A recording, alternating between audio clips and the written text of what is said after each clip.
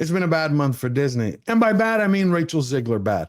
Now the star of Snow White is attempting CPR on her flatlined image. Your family's like a bunch of Disney, like crazy Disney people, Yeah, right? are. Including your dad? Yes, my mom and dad's wedding song was A Whole New World from Aladdin. Wow. I was bred for this.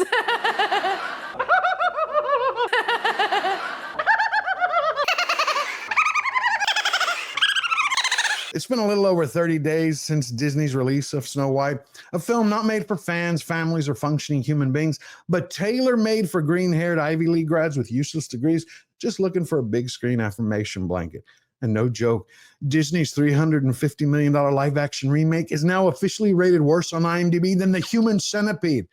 The Human Centipede, a cheap Dutch horror flick made for pocket change about surgically attaching people mouth to butt, actually beats Snow White. Walt Disney's rolling in his grave.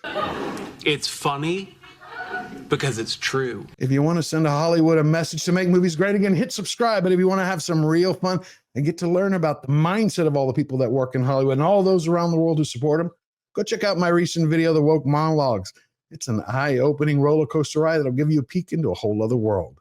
Now, after 4 weeks of bad headlines, big headaches, and Disney executives sucking on their big pacifiers, Rachel Zegler has come out with a new message for everyone. Please love me. Or if not, go straight to hell. This is part of her new strategy to win people over. She hit Instagram with a post not about her acting or the movie or even an apology to all the fans for her nonstop foot and mouth disorder. No, not a chance. She put on a full Lifetime movie monologue trying to sway people's sympathy by asking for medical advice for her dog. Okay, I'm turning to Instagram because everything else has been a dead end. Folks, sweet Lenny has crazy diarrhea and a loss of appetite. Nothing is helping. Mom has made chicken and rice galore, but no dice. Unfortunately, this comes 48 hours before we need to fly across the ocean. Anything would help.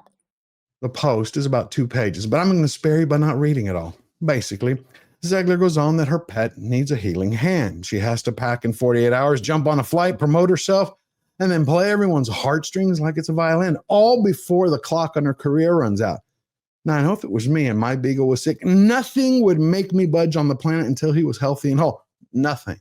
What Zegler should have done is stayed home and taken care of her dog, stop posting, stop streaming, turn off her ring light, and take a break from being the loudest voice in the room nobody asked for. And then whatever she does, stop pulling these transparent Hollywood PR stunts. They're not connecting her to people because that's what she wants. She wants everyone to believe, look, I'm just like you. Normal. It just shows that she's an empty, cold shell that will put on any mask to achieve any one of her many goals. Because that's exactly what she did. She hot-footed it over to London's Palladium Theatre so she can start practicing for her role in Evita. A role, by the way, which is typically reserved for legends, not live-action liabilities. I ain't got a good brain. Now news has just broke that no one's buying tickets to Evita. Of course they're not, because no one wants to pay West End prices to watch a fake Snow White cosplay as Argentina's original drama queen. But there's good news. If you happen to be across the pond and in London and you want to get out of the rain or simply put your feet up, you, your family, your friends, and a 3-ring circus of blindfolded monkeys can pay £29 for every front row seat, and you could share the Zegler experience together. Earplugs not included. Those you're going to have to bring on your own.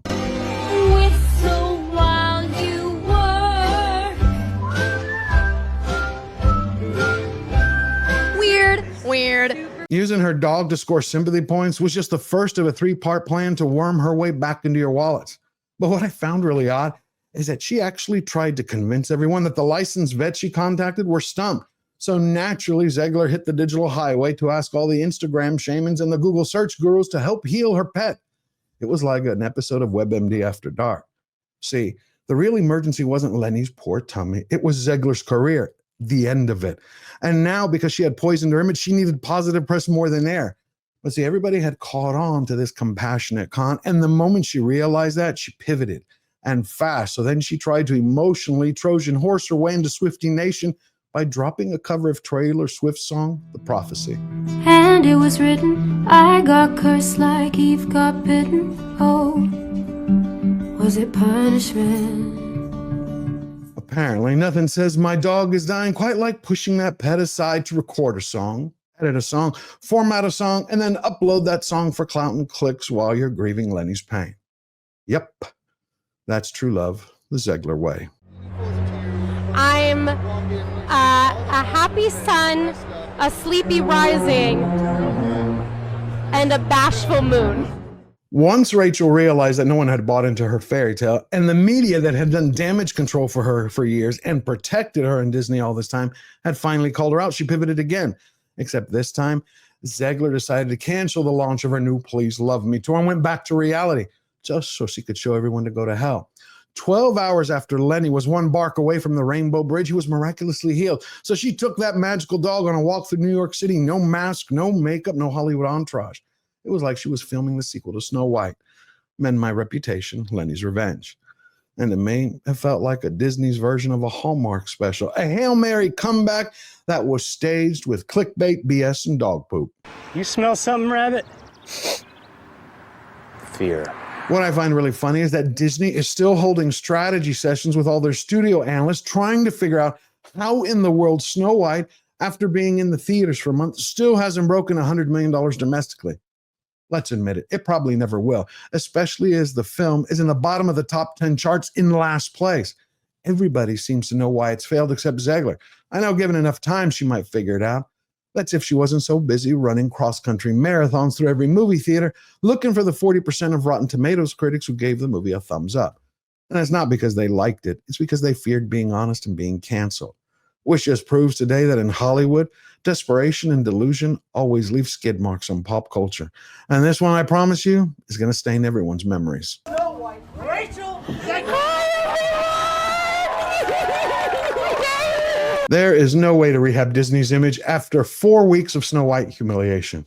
But it's going to get a lot worse, especially if the reports are true from Bollywood News that Zegler's getting ready to sue the Mouse House for dropping her from their Pirates of the Caribbean reboot. But Disney can take comfort that they're not the only studio being targeted.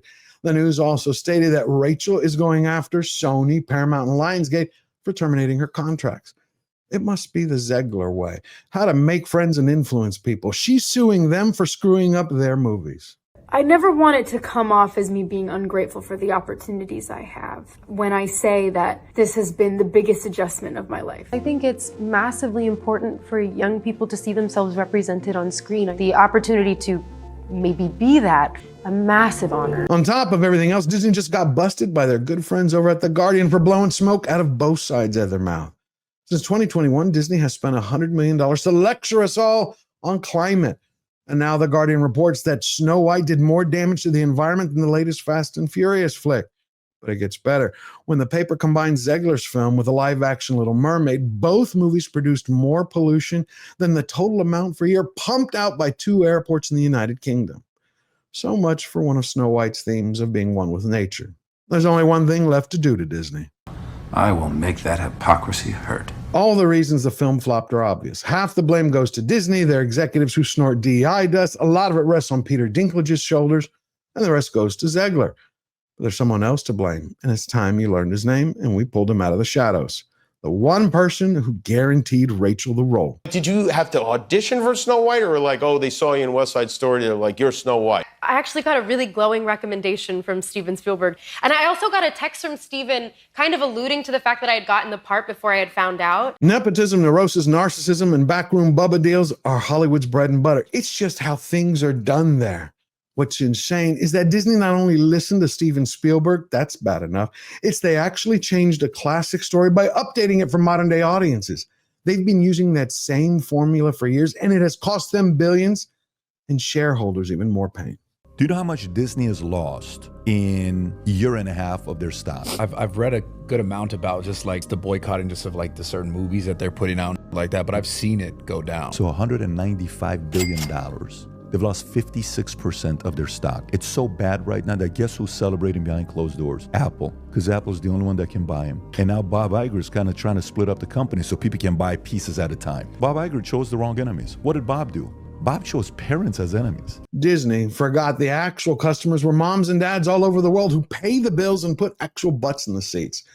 If the studio wanted Snow White to be a success, Rachel Zegler's name shouldn't have even been brought up.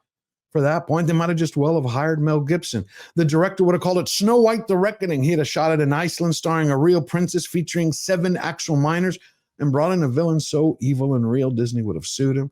and still release it on the big screen. That would have been box office gold.